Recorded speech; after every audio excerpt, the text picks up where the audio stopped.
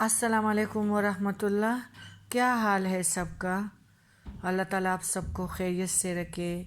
اور ہمارے جو والدین زندہ ہے اور جو ہمارے پاس اب نہیں ہیں، تو اس لیے والدین مہمان ہیں۔ جب زندہ ہیں تو ان کی عزت کرو، ان کو اکیلے مت چھوڑو۔ بہت سارے والدین جو ہے اکیلے پن سے بھی ان کو بہت ساری بیماریاں لگ جاتی ہیں، اور پھر ہم ان کے قبروں پہ جاتے ہیں، تو آج ان کی دعاؤں کی خزانے کو کیوں نہیں لیتے؟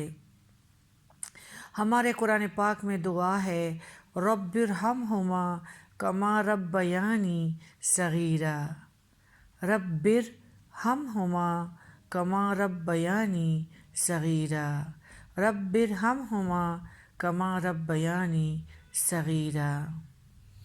ہمارے جو ہے ابن تیم نے ایک واقعہ لکھا ہے، اور عبداللہ بن مطرف نے کہ خواب دیکھا کہ قبریں پھٹ گئیں اور ہر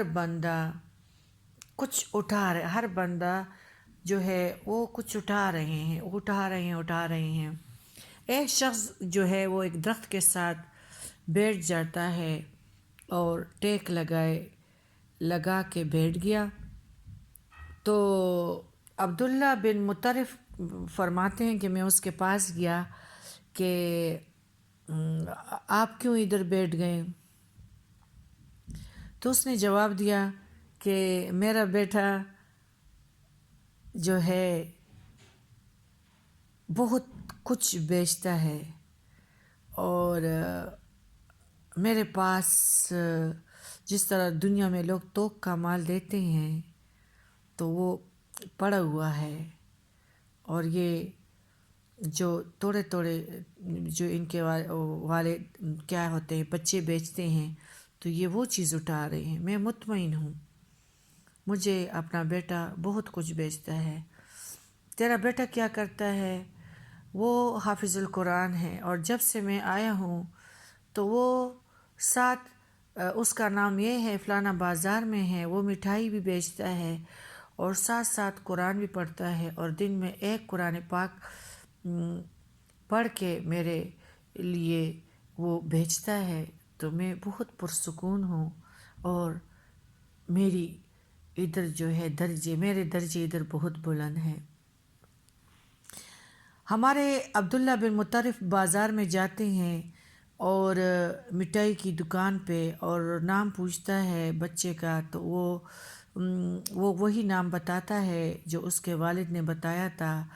تو وہ لگا ہوا تھا اور اس کے ہونٹ ہل رہے تھے، اور ساتھ ساتھ مٹھائی بھی لوگوں کو دے رہا تھا، فروخت کر رہا تھا۔ عبداللہ بن مطرف پوچھتے ہیں کہ تم پڑھتے کیا ہو؟